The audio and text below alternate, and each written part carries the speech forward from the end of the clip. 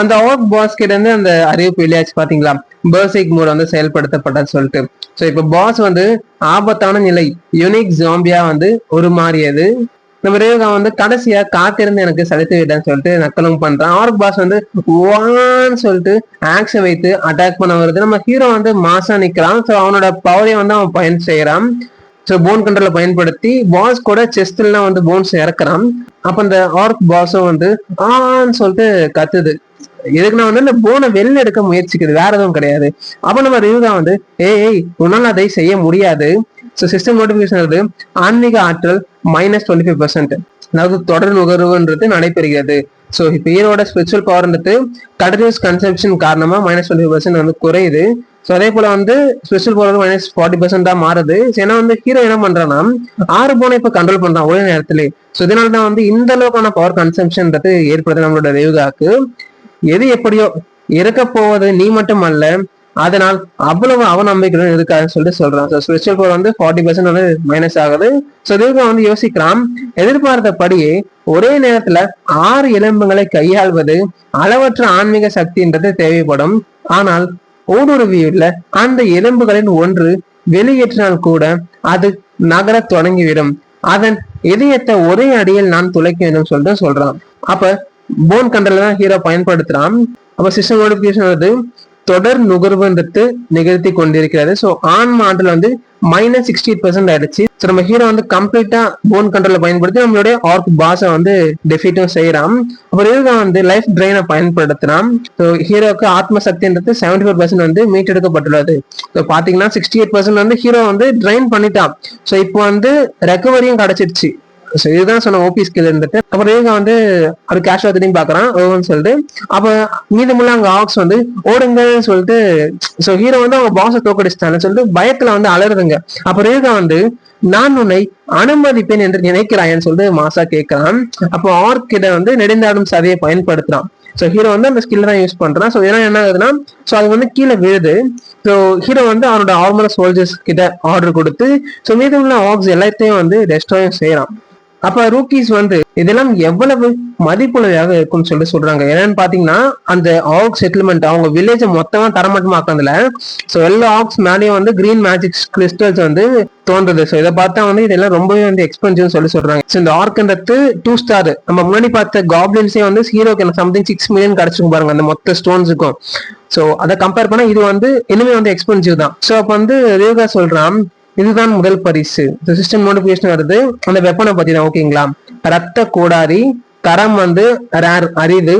So class வந்து கோடாரி தான். ரெஸ்ட்ரிக்ஷன் பார்த்தீங்கன்னா எதுவுமே கிடையாது. டியூரபிலிட்டி வந்து 666. ஓகேங்களா, ரத்தத்தை கொண்டே வார்க்கப்பட்ட ஒரு கோடாரி தான் இது.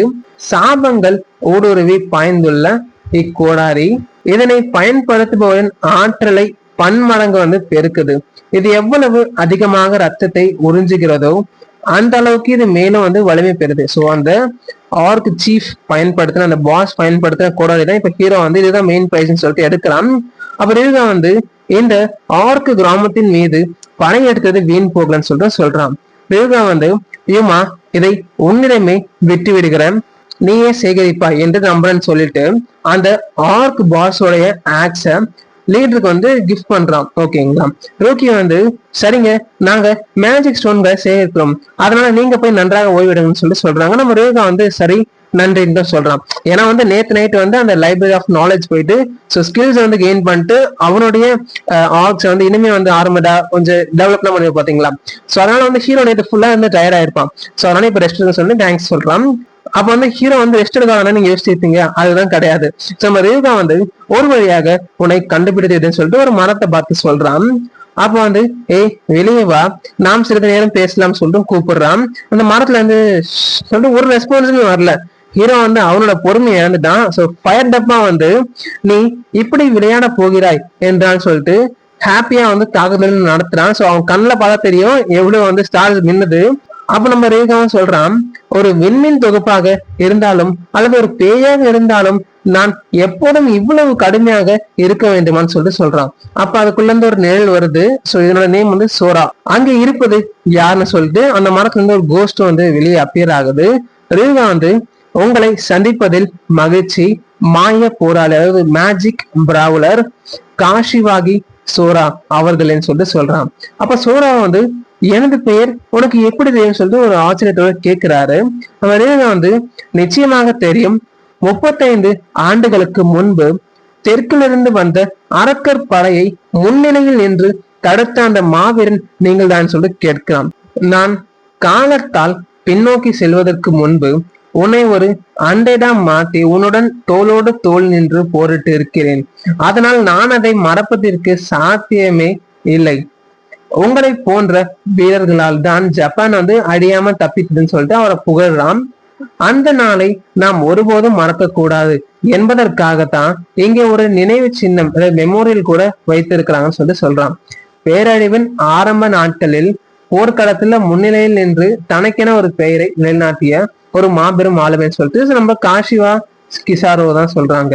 அதாவது காஷிவாக்கி சோரோ. இது வந்து எப்படின்னா சொல்லிப்பாங்க, காஷிவா கிசாரோ இல்ல காஷிவாகி சோரோ. நம்ம வந்து சோரோனே கூப்பிடுறோம் நம்ம கணிதனுக்காக.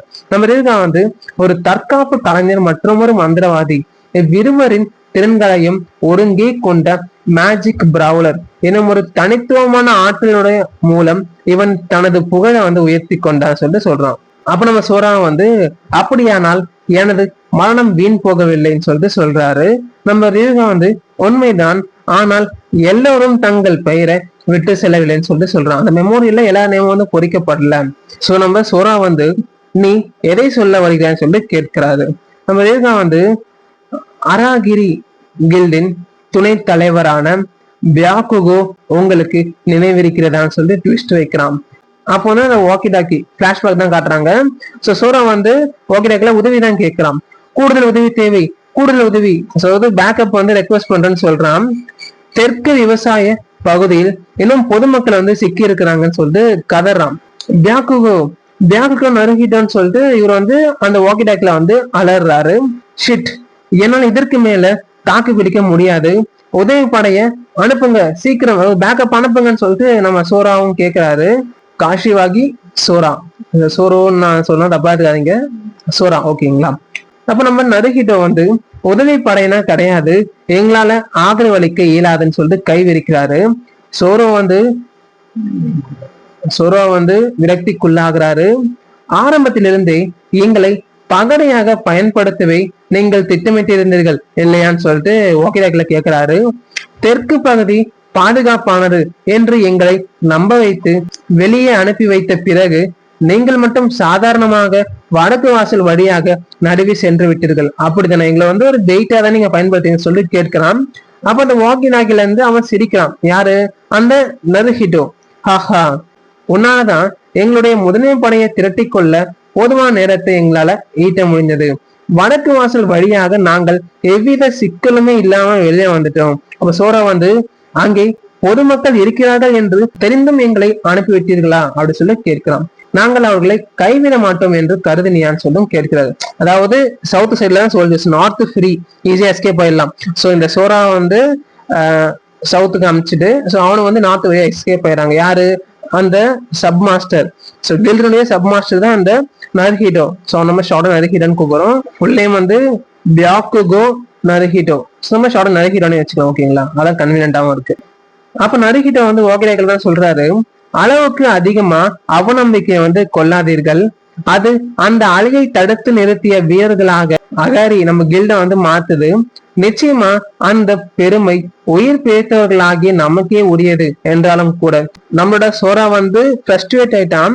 சோ நருஹிட்டோக்கு அகேன்ஸ்டா, அதாவது அந்த அராகிரி கில்டோடைய சப்மாஸ்டருக்கு அகேன்ஸ்டா வந்து ரிவெஞ்ச் இருக்குன்னு சொல்லிட்டு ஒரு கிரட்ஜியும் அங்க உருவாக்குறான்.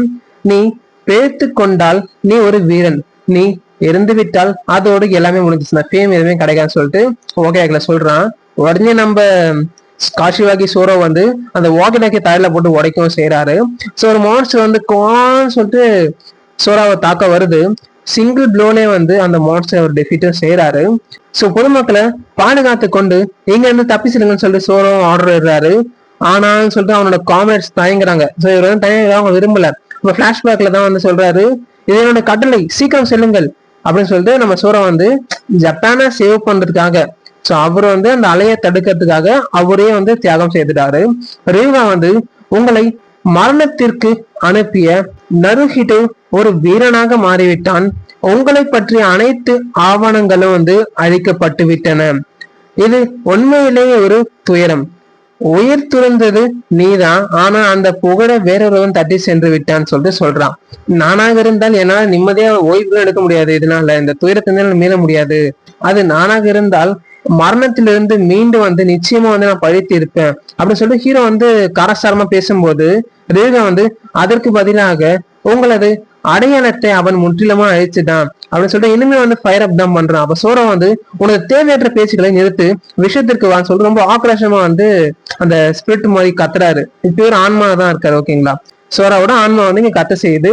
ரேகா வந்து உங்களது பழிவாங்களுக்கு நான் வந்து உதவுறேன், என்னோட ஒரு ஒப்பந்தம் செய்து கொண்டு ஒரு அன்டெட்டா மாற உங்களுக்கு சம்மதமா அப்படின்னு சொல்லிட்டு கேட்கிறான்.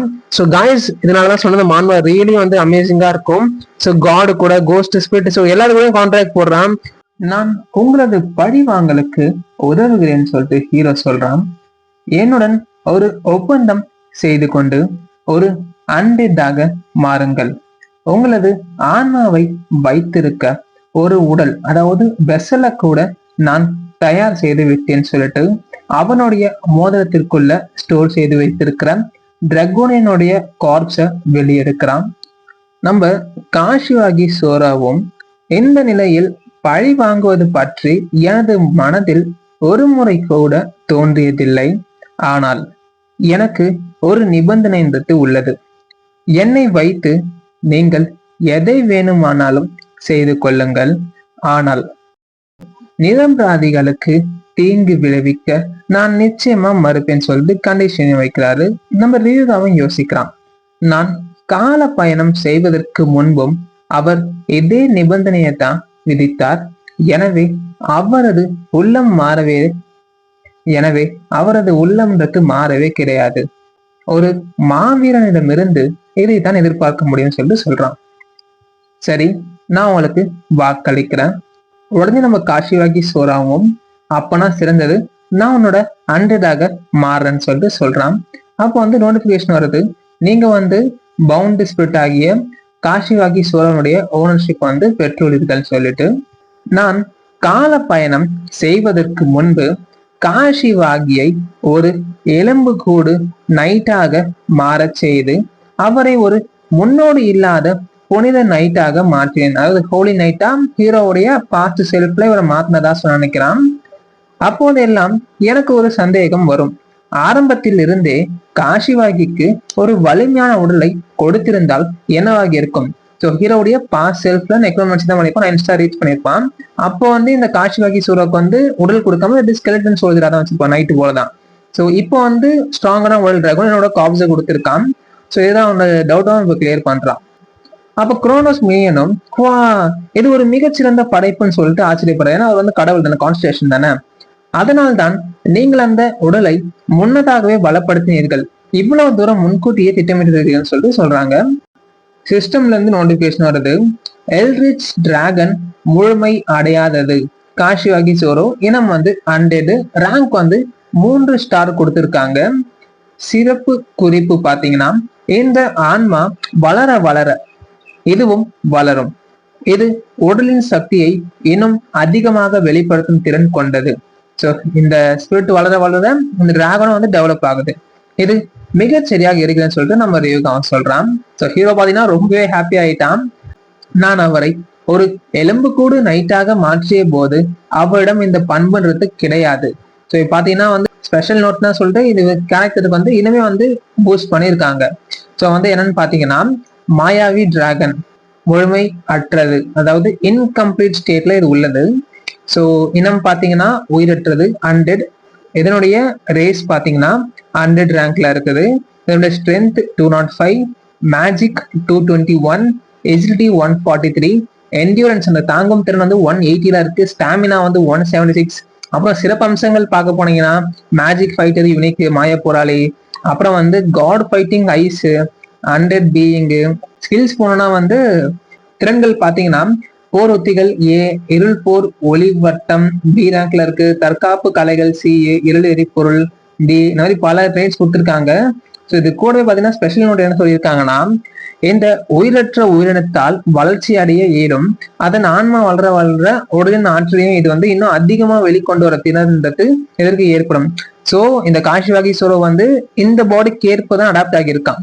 ஸோ இன்னுமே வந்து குரோ ஆகிற பொட்டன்ஷியல் இருக்குன்னு சொல்லி நோட்டிபிகேஷன் வருது. நான் அவனை ஒரு எலும்பு கூட்டு வீரனுக்குள் திணித்து வைத்திருந்த காலத்தில் அவனிடம் இல்லாத ஒரு பண்பு அது. சிஸ்டம் டெக்ஸ்டாவது தனித்துவ பண்புன்னு சொல்லிட்டு மந்திர போராளி, தற்காப்பு கலைஞர் மற்றும் மந்திரவாதி ஆகிய இரு துறைகளிலும் செயல்படுவதற்கான இயல்பான ஆற்றல் வந்து உன்னிடம் உள்ளது. உனது அடிப்படை பண்புகள் சொல்லி ஸ்டாட்ஸ் பாத்தீங்கன்னா அதிகரிக்கும் போது ஆன்ம ஆற்றலும் அதாவது ஸ்பிரிட் பவரும் வந்து அதிகரிக்குது. ஆன்ம ஆற்றல் அதிகரிக்கும் போது உனது அடிப்படை பண்புகளில் ஒன்று தோராயமாக மேம்படுகிறது. தற்காப்பு கலைஞர் மற்றும் மந்திரவாதி ஆகிய இரு வகை திறன்களையும் ஒரே நேரத்துல எவ்வித தடைகளோ அல்லது இழப்புகளோ இன்றி உன்னால கற்று பயன்படுத்த இயலும். அப்படி என்றால் அந்த மந்திர போராளி பண்புன்றது அப்படியே தொடர்கிறது போல இருக்கிறது இல்லையா அப்படின்னு சொல்லி கேட்கலாம். சோ என்னன்னா வந்து அவர் காஷியாகி சுரவா இருக்கும் போது இந்த 2 பவரும் வந்து ஒருங்கிணைத்து வைத்திருப்பாரு. சோ இப்பயும் 100 மாறி அந்த பவர்ஸ் இருக்கான்னு சொல்லி ஹீரோ வந்து வியக்கிறான். இந்த பாடி உங்களுக்கு எப்படி ஃபீல் ஆகுதுன்னு சொல்லி கேட்க, மோசமாக இல்லை, ஆனால் நான் உயிருடன் இருந்த போது இருந்த வலிமையை விட இது ஒரு படி குறைவாக தான் இருக்குன்னு சொல்லிட்டு சோரோவும் சொல்றான்.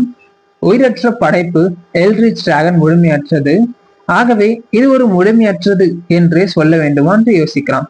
ஏனெனில் சாப மந்திரங்களை பயன்படுத்தும் ஒரு எல்ரிச் டிராகன் குறித்த கருத்தாக்கத்தை மட்டுமே நான் இதுல இருந்து நகலெடுத்து இருக்கிறேன். ஸோ இப்போ ஹீரோ வந்து அந்த மேஜிக் அரைச்சி அந்த அல்கமிஸ்ட் கிளாப்ல வந்து ஜெராக்ஸ் தான் மேக் பண்ணியிருக்கான், தவிர்த்து கேர்ஸ் வந்து ஃபுல்லாவே லிஃப்ட் பண்ணல.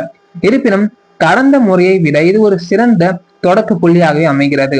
இதுவே போதுமானத்திற்கும் மேலானது சொல்லிட்டு நம்ம ரேகான் சொல்றான். சரி கிளம்பலாம் லாக்கின்னு சொல்றான். ஸோ லாக்கினா வந்து ஏவலால். ஸோ இந்த பேர் அதுக்கு வச்சவனே நம்ம காஷிராகி சோரோவும் தனிப்பட்ட முறையில் இப்படி அழைப்பதை நான் விரும்பவே கிடையாது.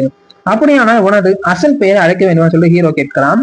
நான் அந்த பெயரை தூக்கி எறிந்து விட்டேன், நீ ஒரு பெரும் தொல்லை, உனக்கே அது தெரியும் சொல்லி ரேகான் சொல்றான்.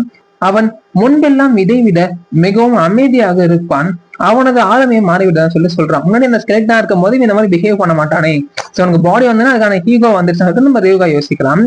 கேட்டாலே மக்கள் நடுங்கும்படியான ஒரு பெயர்ன்றது எனக்கு வேண்டும், ஆனா என்னைய மனசுக்கு தான் எந்த பேரும் வந்து தோன்றவில்லைன்னு சொல்லி காஷியாகி சொல்றான். சிலன் ரேகா வந்து ஃபாஃப்னிர் எப்படி இருக்கிறது, அதாவது நார்ஸ் புராணங்களில் வரும் ஒரு டிராகனுடைய பெயர் தான் இது. அந்த நார்ஸ் மித்தாலஜி சொல்லுவாங்க பாத்தீங்களா, அதுல ஃபாஃப்னிர்ன்றது டிராகன். ஓகேங்களா, நம்ம சோரா வந்து இது எனக்கு பிடிக்கவில்லை அப்படின்னு சொல்லி சொல்றான். சாதாரணமானதாக தோன்றுகிறது. கருப்பு டிராகன் சொல்லும் போது தியாமத் அப்படின்றாங்க, அது சற்று வரம்பு மீறிய செயல்னு சொல்லிட்டு சோரா சொல்றான். அப்படி என்றால் பெரும் பாம்பு அதாவது கிரேட் சர்பண்ட் என்றே வைத்துக் கொள்ளுங்கள் அப்படின்னு சொல்லி சொல்லும் போது காஷிவாகி முடியாது, இவன் இவன் ஒரு அறை விடலாம் போல தோன்றுதுன்னு சொல்லி ஹீரோ கடுப்பாகிறான். யோசித்து பார்த்ததில் முதலில் சொன்ன அந்த பெயரை சிறப்பாக இருக்கிறது, ஃபாஃப்னிர்னு சொல்லிட்டு காஷிவாகி சொல்றான். ரேகா வந்து சரி ஃபாஃப்னிர் என்றாலே ஆகட்டும், வாருங்கள் போகலாம் அப்படின்னு சொல்லிட்டு அழைக்கிறான். ஏன் இல்லை நில்லு, நான் வந்து எதுவுமே ஆடை இல்லாம இப்ப நிர்வாணமா இருக்கிறேன் அப்படின்னு சொல்லிட்டு ஒரு டென்ட்டை பாக்குறான் ஃபாஃப்னிரும். சோ அந்த டென்ட்டை வந்து துணி எடுத்து சோ பாடியை கவர் பண்ணிக்கிறான். அப்பாடா இது ஓரளவு பரவாயில்லை, சரி நாம கிளம்பலாம் அப்படின்னு சொல்லிட்டு ஹீரோ கூட கிளம்புறான். அப்படி என்றால் எவ்வளவு காலமும் அவன் உண்மையில் இப்படிதான் இருந்தான்னு சொல்லிட்டு நம்ம ரேகா யோசிக்கிறான். சோ பாத்தீங்கன்னா அந்த ரிசர்ச் லேப்ல வந்து உள்ள சத்தம் ஏற்படுது. என்ன அது என்னன்னு சொல்லிட்டு சிந்தாரா வந்து அலறான். அந்த சொல்யூஷன்ல ஊருக்கிட்ட இருந்த இந்த பிணம்ன்றது நடத்தான்னு சொல்லிட்டு ரொம்பவே சர்ப்ரைஸ் ஆயிடுறான். ஸோ கண்ணை பார்த்து எவ்வளவு ஸ்டார் அப்பியர் ஆகுது. ஸோ நம்ம ரேகா வந்து அந்த உடலுக்கு பொருத்தமான ஒரு ஆன்மாவை நான் எல்லையில கண்டுபிடித்தேன்னு சொல்லிட்டு சொல்றான். நம்பவே முடியவில்லை, அதி அற்புதம், நான் இதை ஸ்டடி பண்ணணும்னு சொல்லிட்டு கேட்கிறான். எனக்கு ரொம்ப எரிச்சலா இருக்குது, நான் வேணா ஒரு குத்து விட்டுவேன் மாஸ்டர்னு சொல்லிட்டு நம்ம ஹீரோ கேட்கிறான். ரொம்ப கியூட்டா இருக்கு. இல்ல இல்ல அவனோட கூட்டாளிதான் சொல்லி சின்னன்னு சொல்ல ஹியூமன் வந்து சின்னன் அப்படின்னு சொல்லிட்டு அழைக்கிறாரு. பொருட்களை வகைப்படுத்தி ஒழுங்குபடுத்துவதற்காக நாங்கள் சிறிது நேரத்திற்கு டோக்கியோ கிளம்புகிறோம் சொல்லிட்டு சொல்றாரு. ரேகாவும் சரி புரிந்ததுன்னு சொல்லிட்டு அவனோட நெக்ரோமன்சி பவர் வந்து அங்க இருக்க ஆர்க் சீஃப்னுடைய பாடி, ஆர்க் பாஸ் நீங்க வச்சுக்கோங்க, அது உடம்புல வந்து அப்ளை பண்றான். பார்க்கலாம் இந்த ஆர்க் தலைவன், இந்த ஆர்க் சீஃப்டேன் வந்து உடலை வைத்து எதை உருவாகலான்னு சொல்லிட்டு. அப்ப சிந்தாரா வந்து அடுத்தது என்னன்னு சொல்லி கேட்கிறான். அப்ப ரேகாவும் ஆர்வமா இருக்கிறீர்களா, உடனே சிந்தாராவும் ஆஹா அதெல்லாம் கிடையாதுங்க, எனக்கு ஒன்னும் ஆர்வம்னா கிடையாதுன்னு சொல்லிட்டு பயப்படுறான். ஏன்னு பாத்தீங்கன்னா கடந்த முறை அந்த மூளைக்கை வந்து கலந்ததற்கு எனது கைகள் வந்து சோர்வடைந்து விட்டன, திரும்ப திரும்பன்னு சொல்லிட்டு பல முறை அழைச்சிருவோம். அந்த டிராகன் கார்ப்ஸ் ஹீரோட ப்ரோனை ப்ராசஸ் பண்ண சொல்லிட்டு ஸோ அந்த கெமிக்கலை மேக்கம் கொடுத்து ரொம்பவே சோர்வு அடைஞ்சிட்டு இருப்பான். ஸோ அந்த ட்ராமால இருந்து இவன் ஒன்றும் வெளில வரும்ல, ஓகேங்களா? அதனாலதான் வந்து எனக்கு ஒன்றும் ஆர்வம்னா கிடையாதுன்னு சொல்லிட்டு ஷின்தாரோ வந்து ஒப்புக்கிறான். ஆனால் ஆர்வத்தை வந்து கட்டுப்படுத்த முடியும்னு சொல்லிட்டு மனசுல யோசிக்கிறான். ஒவ்வொரு முறையும் இந்த மனிதனானது கற்பனைக்கு எட்டாத விஷயங்களை செய்கிறான்னு சொல்லிட்டு ஹீரோ மேல வந்து கொஞ்சம் பெருமை தான் படுறான். அதாவது நிச்சயமா நான் ஆர்வமா இல்லைன்னு சொல்லிட்டு மனசுக்கு நினைக்கிறான், நான் வெளில சொல்ல. சதியை பிரித்தல் அப்படின்னு சொல்லிட்டு ஃபிளஷ் செப்பரேஷன் பவரை பயன்படுத்துறான். நம்ம குரோனோஸ் மினியனும் ஓ அதை இன்னும் உயிரற்றதாக மாற்ற போகிறாயா அப்படின்னு சொல்லிட்டு கேட்கிறாரு. நம்மிடம் எவ்வளவு அதிகமான படைபலம் இருந்தாலும் அது குறைவுதான் சொல்லிட்டு சொல்றான்.